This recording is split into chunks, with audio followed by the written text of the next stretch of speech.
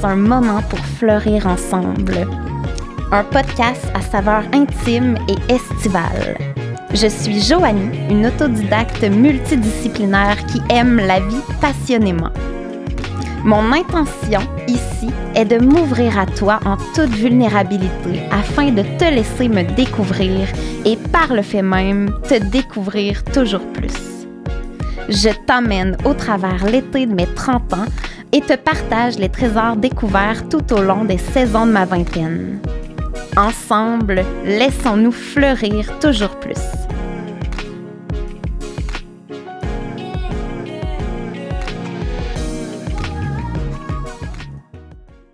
Bienvenue dans ce nouvel épisode en voyage ici comme ailleurs. On dirait le titre d'une chanson de Richard Séguin. Mais c'est vraiment un épisode qui m'emballe parce qu'aujourd'hui, on va voyager. On va rêver, on va s'évader. C'est un de mes sujets préférés, c'est une de mes grandes passions. Je suis moi-même une grande voyageuse, une aventurière. Aujourd'hui, dans cet épisode, je vais te raconter comment le voyage est arrivé dans ma vie. Je vais te parler de mes voyages. Je vais te raconter des anecdotes rigolotes, des choses qui me sont arrivées, des trucs que j'ai appris en voyage. Et on va aussi regarder comment on peut reproduire cet état d'esprit-là dans notre vie qu'on choisit, dans notre quotidien, parce que c'est absolument possible. Donc, on va aussi se permettre de voyager dans notre propre vie. Et finalement, je vais te parler des voyages qui s'en viennent pour moi et on va s'amuser à rêver ensemble. Mais tout d'abord, je tiens à t'accueillir chaleureusement. Ça me touche profondément que tu sois à l'écoute de mes podcasts, que tu participes à cette belle aventure-là. Merci d'être là. Merci de prendre le temps de te déposer avec moi, de vibrer cœur à cœur dans des belles conversations et en toute vulnérabilité. Je suis très, très heureuse de pouvoir fleurir avec toi et j'espère que tu vas bien. Alors, voyager ici comme ailleurs, eh bien, tout d'abord, j'ai envie qu'on parle voyage. J'ai envie de te raconter comment le voyage est arrivé dans ma vie et j'ai envie de te parler de mes voyages les plus marquants jusqu'à maintenant. Parce que ça fait rêver, ça va peut-être même te faire penser à des propres voyages que toi tu as vécus ou à des voyages que tu aimerais vivre, que tu as sur ta liste de vie. Bref, j'ai toujours été... en fait, j'ai fait partie d'une famille au départ dans ma vie assez sédentaire, une famille avec laquelle on vivait dans une maison de quartier. Toutefois, nous, l'été, quand j'étais enfant et préadolescente, on n'allait pas faire du camping, on partait en voyage. À chaque 2 semaines, la construction, mes parents planifiaient quasiment 6 mois à l'avance un voyage pour la famille à différents endroits, toujours de nouveaux endroits qu'on n'avait pas encore visités et on partait à l'aventure. Souvent, c'était au Québec pour bien découvrir notre belle province, mais à différents endroits. On est aussi allé dans les provinces maritimes, on est allé jusqu'aux îles, puis évidemment la Gaspésie, le Saguenay. On s'est promené en Ontario, on est allé aux États-Unis, on a fait une croisière. Je crois que ça a été peut-être au départ la semence qui m'a ouvert sur le monde, sur la curiosité de découvrir de nouveaux endroits, aimer à être dans mes bagages, dans des bed and breakfast, dans des hôtels, des motels. Bref, on s'est promené en famille et ce ne sont que de beaux souvenirs. Puis ensuite, j'ai grandi, je suis arrivée au cégep. Et bref, pendant cette période-là de ma vie où j'ai éventuellement fondé mon entreprise, je voyageais pas beaucoup. J'étais plutôt là, sédentaire. J'habitais dans ma ville natale, Victoriaville. Et je voyageais autrement, par contre. Tu vois, en me disant ça, je réalise que j'avais quand même cette curiosité-là, cette envie-là de connecter avec d'autres cultures. Je faisais du bénévolat auprès de la CAIBF, Comité d'accueil international. J'avais envie d'être en connexion avec d'autres peuples, d'autres cultures, en apprendre sur d'autres langues. J'ai étudié également en langue au cégep. Ça a toujours été quelque chose qui m'attirait vraiment beaucoup, l'humain et les humains venant d'ailleurs. J'avais cette ouverture d'esprit et de cœur-là de les découvrir. Et le voyage est revenu dans ma vie après le décès de mon papa en 2016. Le lendemain des funérailles, je crois que je te l'ai déjà raconté, mais je m'envolais pour l'Ouest canadien pour une première fois pour aller laisser vibrer mon cœur. J'avais soif de goûter à la vie. Et on dirait que quand on voyage, on ressent vraiment cette vie-là battre son plein, tu sais. Fait que c'est à ce moment-là que ça l'a vraiment commencé, ma vie de nomade, de voyageuse et d'aventurière. Et là, je vais te dire en rafale les destinations que j'ai fait à partir de ce moment-là, en essayant de pas en oublier. Juste avant, oui, avec ma famille, avec ma mère et mon frère, un peu avant le décès de mon père, on était allés en famille. On avait fait la France, la Pologne, l'Autriche et la Hongrie. Donc, j'avais déjà voyagé un peu en Europe avant le décès de papa. Puis au Guatemala, avec une amie, on était allé faire un voyage humanitaire pour s'impliquer dans des organismes et apporter une légère contribution, mais surtout s'apporter beaucoup à soi-même et grandir dans ce beau peuple-là magnifique. Et donc, mon père est décédé, je suis partie cette année-là dans l'Ouest canadien. Ensuite, je suis revenue et j'accompagnais en janvier 2017 un groupe d'élèves du secondaire au Guatemala. Je retournais à Antigua, en fait, où j'étais déjà allée pour aller à nouveau faire quelques projets humanitaires et aussi pratiquer et perfectionner l'espagnol. J'étais guide accompagnatrice avec les élèves, une expérience inoubliable. Ensuite, en février, cette même année-là, je suis partie en Islande avec ma meilleure amie Vicky, qui était aussi nouvellement ma coloc. Et on est allé en Islande vivre un voyage. L'Islande, là, ça a été la semence, on dirait, de tout. Parce que, tu te rappelles, je venais quand même récemment de me séparer. Vicky aussi venait de se séparer à ce moment-là. Mon père venait de décéder. Puis j'avais encore le cœur vraiment brisé là, par ces événements-là. Et l'Islande avec Vicky a été un voyage, là, un point tournant que je vais jamais oublier. Mais tu vois, je réalise que chaque voyage amène toujours sa grande touche de magie. Chaque voyage a contribué à être qui je suis présentement. Donc l'Islande, bref, ça a été vraiment quelque chose d'unique, d'apport. On a vu des aurores boréales, on a passé 48 heures sans dormir, on a fait des folies, on a escaladé un glacier. J'ai su durant ce voyage-là que mon cœur pouvait à nouveau vibrer pour d'autres personnes, que mon premier amour, j'ai rallumé la flamme en moi. Je vais jamais oublier l'Islande. Et là, je suis revenue, c'est ça, on est parti en février, fin février. Début avril, je partais en retraite de yoga en van à travers l'Ouest américain.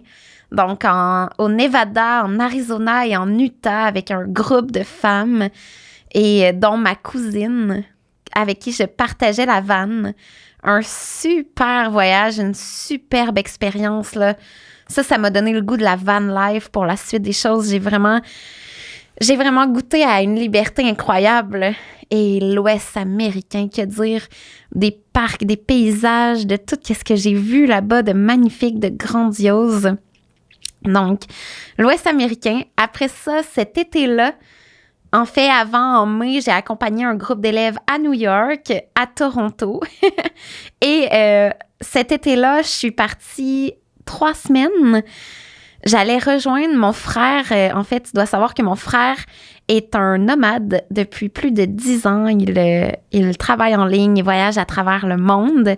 Donc là, j'allais rejoindre Simon avec Vicky, une autre très bonne amie et son amoureux, et ma mère qui était déjà là-bas. Puis on est allés en Asie tous ensemble. On a fait un petit escale en Suisse. Ensuite, on s'est rendu à Singapour. Puis, on est allé en Malaisie et sur l'île de Bornéo. Et là, j'ai eu la chance de faire de la plongée sous-marine en apnée, mais sur l'un des plus beaux endroits du monde entier. J'ai vécu de grands chocs culturels, j'ai vécu de grands moments d'émerveillement, un super voyage. Puis c'était spécial parce qu'on était un groupe, là, carrément, on était plusieurs, puis ça a vraiment été absolument magique. Et on finissait notre voyage en Thaïlande, à Bangkok, un endroit où ce que je retiens le plus, c'est la nourriture. On a mangé comme des rois. Je me suis fait mon premier tatouage de voyage avec Vicky, Let It Be. Puis après ça, j'ai pris une petite pause pendant l'automne, mais en décembre, je suis partie aux Azores. C'était-tu les Azores en premier? Non, je suis pas partie cet hiver-là. Je suis repartie dans l'Ouest canadien. J'essaie de mettre tout ça en ordre. Je suis repartie dans l'Ouest canadien pour faire de la planche à neige et faire vibrer mon cœur très, très fort. J'ai vraiment un grand attachement pour l'Ouest canadien. J'ai particulièrement découvert Revelstoke, Whistler, Vancouver, Pemberton. Et j'ai eu la chance de vivre une expérience en backcountry avec une amie qui est une professionnelle en snowboard, mais aussi en skidoo, en sled. Et ouais, elle m'a emmenée vivre une des plus belles expériences de ma vie en haute altitude, à faire de la poudreuse dans des conditions absolument à couper le souffle. Donc vraiment, vraiment une belle expérience.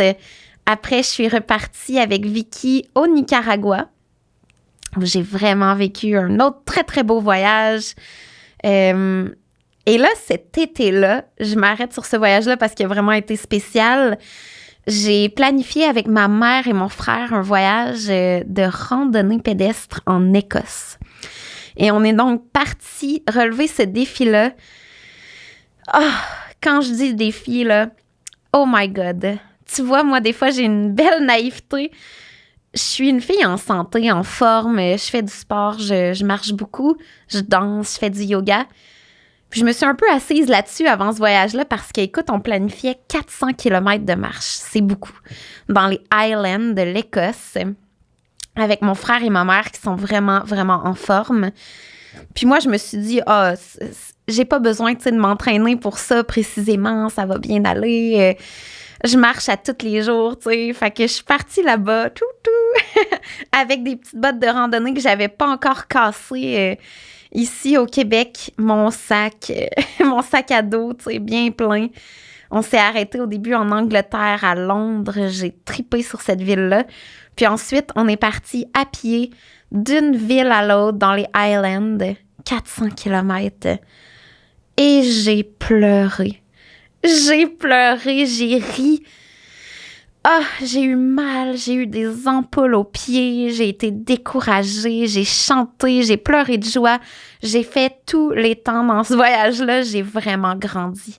Ça a été un gros challenge, je n'étais pas prête pour ça. Mais tu vois, plusieurs fois pendant ce voyage-là, je me disais, qu'est-ce que je fais ici? Tu sais, pourquoi je me suis embarquée là-dedans? C'est vraiment pas le fun. J'ai mal, j'ai quasiment les pieds en sang, tu sais, j'ai les cuisses en feu, je marche, on dirait, sur des roches piquantes, tu sais. En tout cas, j'avais vraiment là, plein de...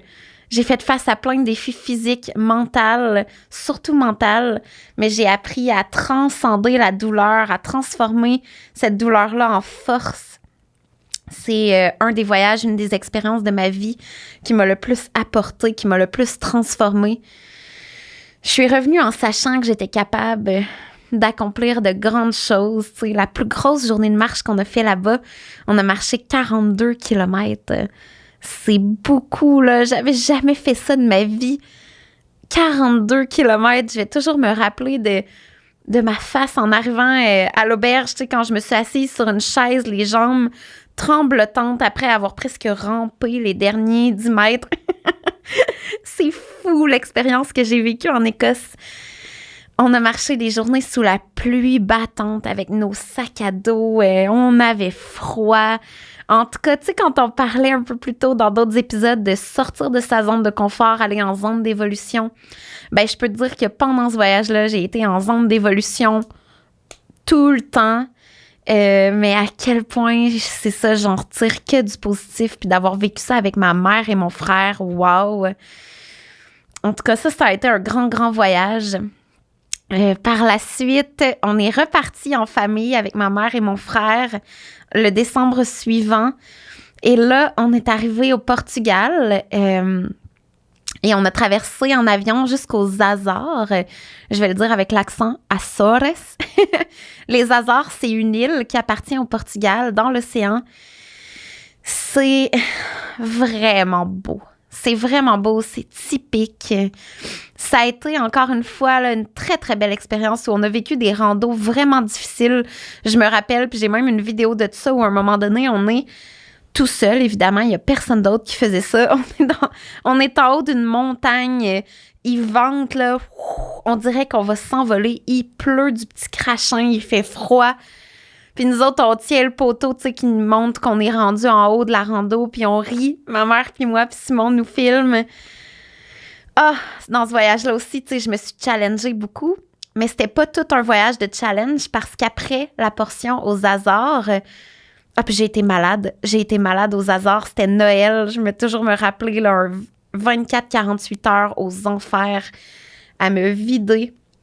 J'avais attrapé quelque chose, j'imagine, une petite bactérie. En tout cas, ça fait partie aussi des expériences de voyage. Et moi, après avoir été malade, là, on dirait que je revis. C'est très, très intense. Tu te rappelles, je t'ai dit que mes émotions, je les vivais tout en intensité. Ben, après avoir été malade, on dirait que je pleurais quasiment de joie d'être en vie puis en santé. Ça l'apporte ça, on dirait, après avoir traversé une épreuve. Et après, c'est ça, le Portugal, on est allé en Italie. Et là, on a voyagé dans plusieurs villes de l'Italie, au nord de l'Italie. Moi, l'Italie, on dirait que j'ai déjà été italienne dans une ancienne vie. J'aime les Italiens, j'aime la nourriture italienne, j'aime leur langue, j'aime leur caractère très caractériel, justement. Je trouve ça beau. J'ai vraiment aimé l'Italie, un super de beau voyage où on a fini en Espagne, à Barcelone. J'ai tripé sur Barcelone. Donc, un très, très beau voyage en famille aussi. J'ai vraiment beaucoup de chance de voyager avec ma famille. Et après ça, je suis allée au Costa Rica avec Vicky cet hiver-là, où on s'est encore fait tatouer. On a sauté en bungee. On a fait du surf. On a été faire des randos dans la jungle. Un voyage absolument magnifique. Je suis allée depuis... Je suis retournée dans l'Ouest américain. Je suis retournée au Nicaragua pour ma retraite. Je suis retournée dans l'Ouest canadien avec mon amoureux en septembre 2021, où on a vécu une expérience de plusieurs jours en voilier avec un couple d'amis qui eux-mêmes vivent sur leur voilier présentement sur l'île de Vancouver. Ça nous a donné envie d'avoir notre propre voilier. D'ailleurs, comme je pense que je t'ai déjà dit qu'on est en train de vendre la maison et le but, ça va être de s'acheter un voilier et une vanne pour y vivre et vivre de manière nomade. J'ai hâte de te partager toutes ces aventures-là à venir. Je vais regarder ma liste pour être sûre que j'ai pas oublié des destinations, mais je pense que je suis pas mal complète.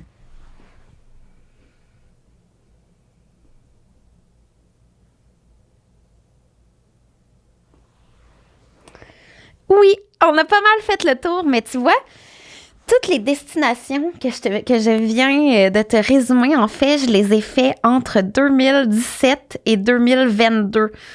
Puis là-dessus, il y a eu le 2 ans et demi, 3 ans de pandémie. Fait que j'ai vraiment voyagé là, beaucoup en condensé. Et premièrement, ça m'a aidé à surmonter le deuil du décès de mon père. Voyager m'a appris à vivre passionnément, m'a appris la spontanéité, l'ouverture de cœur, d'esprit. Ça m'apprend la débrouillardise, ça m'apprend mon unicité. Parce que quand on voyage, on se rend compte à quel point chaque être humain est unique, à quel point il existe beaucoup de choses, à quel point nous, on a notre vision de la vie, on a notre culture, on a notre vérité, mais il en existe d'autres. On n'a pas la vérité absolue et ça permet de rester humble, ça permet de rester conscient, je trouve, conscient du monde qui nous entoure, de la chance, du grand privilège qu'on a d'avoir toute cette accessibilité-là, cette liberté-là, cette abondance-là. Bref, voyager, pour moi, c'est un passeport sur la vie. C'est la découverte de la vie, c'est aller à la rencontre de l'autre, mais surtout aller à la rencontre de moi-même. C'est me challenger, c'est grandir, c'est évoluer, c'est savoir admirer la beauté. C'est prendre le temps de ralentir le temps. Voyager, c'est regarder le soleil se coucher à tous les soirs puis que ça soit un spectacle. C'est être ouvert à l'autre, c'est se faire des amis facilement, c'est sourire à l'inconnu, c'est danser les pieds dans le sable, c'est pleurer pendant une randonnée difficile, c'est parfois être malade, c'est parfois se perdre, avoir peur, c'est parfois prendre des détours pour finalement retrouver le chemin. Bref, voyager me permet de réaliser à nouveau à chaque fois à quel point c'est le voyage le plus important et non la destination.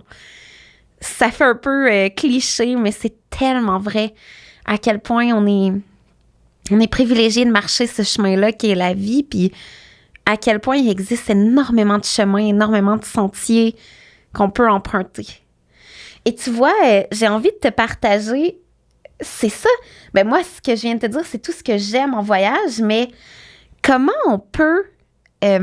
parce que là, tu vas me dire, ouais, mais dépendamment de notre réalité, nos choix, c'est pas toujours accessible, de voyager autant durant une année.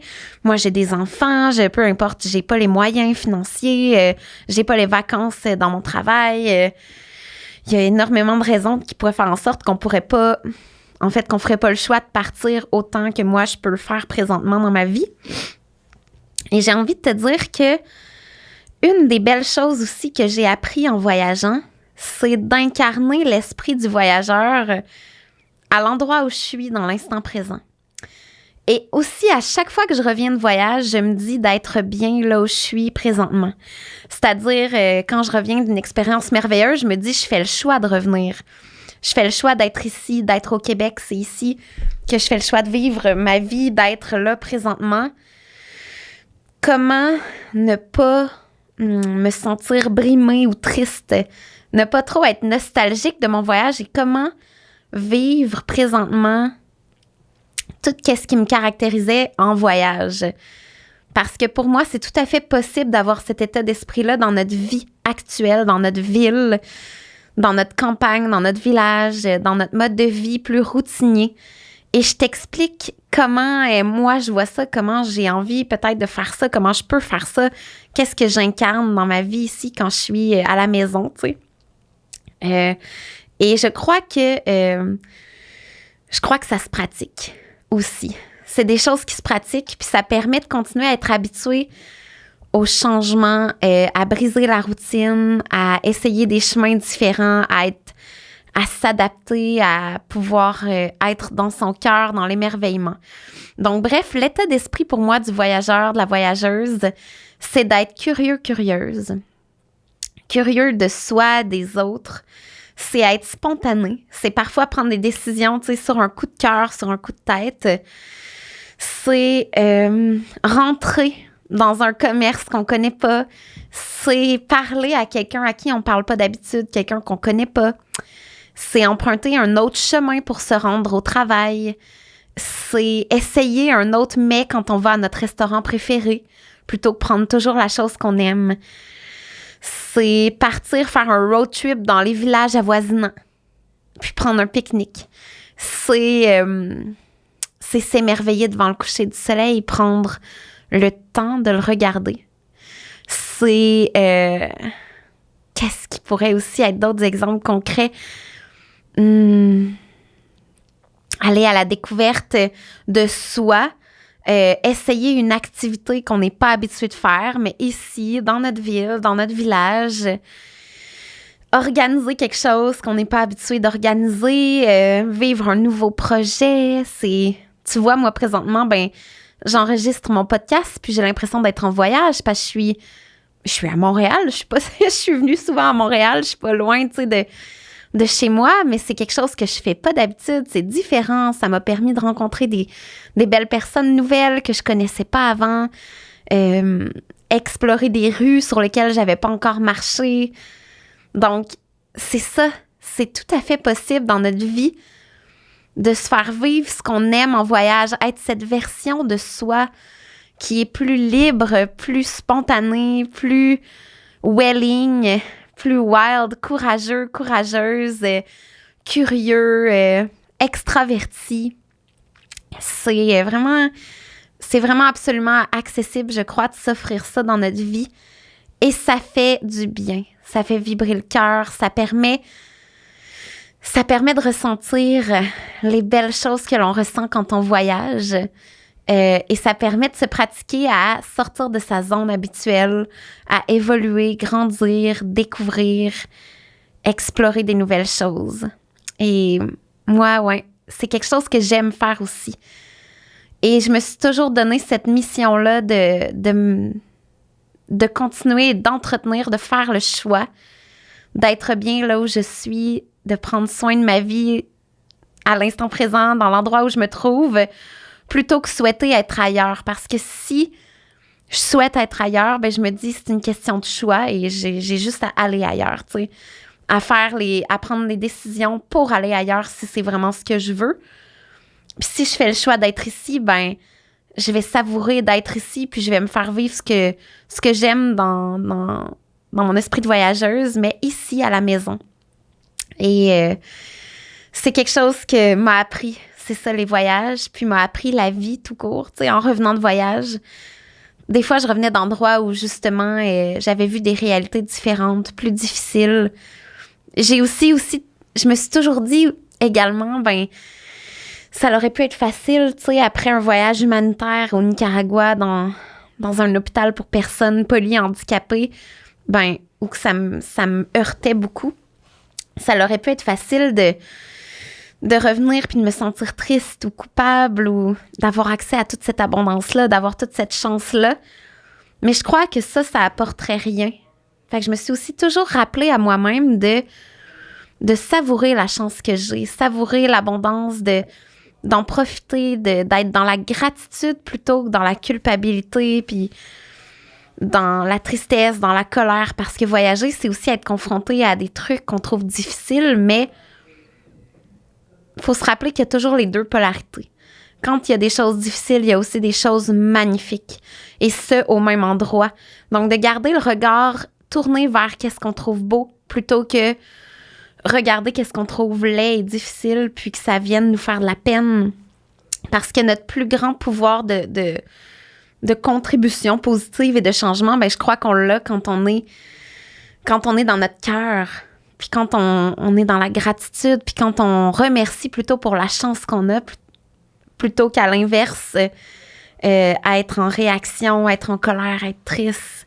Donc ça, c'est quelque chose aussi que moi... je me répète à moi-même, tu sais, durant mes voyages, de rester humble aussi face à ma vérité, de rester ouverte d'esprit parce que parfois, moi, ce que je peux trouver choquant ou inacceptable, pour quelqu'un d'autre, d'une autre culture, ça peut être tout à fait normal et correct. Et c'est important de respecter que chacun, on a notre culture, notre vision de la vie et qu'il n'y a pas nécessairement une version qui est meilleure que l'autre. Donc, tu vois à quel point le voyage apporte. Et dans mes prochains voyages à venir, pour terminer cet épisode, en fait, il y a vraiment une grande aventure qui m'attend, là. On est en train de vendre la maison à Saint-Jean-de-Mata et on va acheter un voilier 44 pieds, en plus d'un camper van pour pouvoir voyager sur terre et sur l'eau. Donc, 6 mois par année, on a envie d'être nomade et l'autre 6 mois par année, d'être plus sédentaire ici au Québec pour profiter des gens qu'on aime, vivre des belles collaborations, laisser fleurir nos projets voyager en van et en voilier va être plus accessible parce que mon amoureux et moi, on a un chien, notre petit Wapi, qu'on va pouvoir amener dans nos aventures. On a envie, d'un mode de vie différent. On a envie de se lancer ce défi-là, on a envie de vivre nos rêves. Puis ça, c'est vraiment un grand rêve. Et également, en novembre prochain, novembre 2022, j'ai ma belle retraite Flow au Nicaragua, dont je t'ai déjà parlé.